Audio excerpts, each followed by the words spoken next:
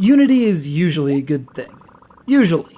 There's synergy between the PSP and the PS3, between the DS and Wii, though not that much outside of Pokemon Battle Revolution, between the Xbox 360 and the possibly 15 Zunes left out in the wild.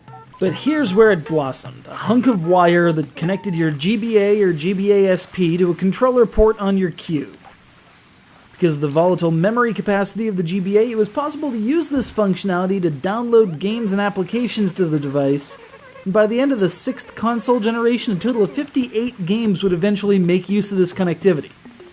Animal Crossing just elevated it to a whole new level, with an entire island that could be visited on the Cube and then maintained on the GBA.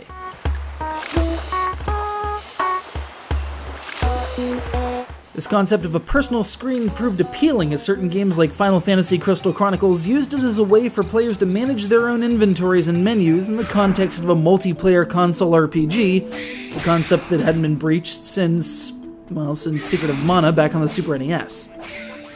Pac-Man Versus, a 4-player interpretation of the arcade classic, featuring vocal work by Charles Martinet, the same guy who's done Mario's voice since the mid-90s, allows the Pac-Man player to play a familiar maze on the GBA's screen while 3 human-controlled ghosts on the actual television hunt him down. And of course, what mention of this link cable would be complete without the Tingle Tuner? That's right, take control of everyone's favorite awkward fey-ish creature and carpet bomb Hyrule. With love.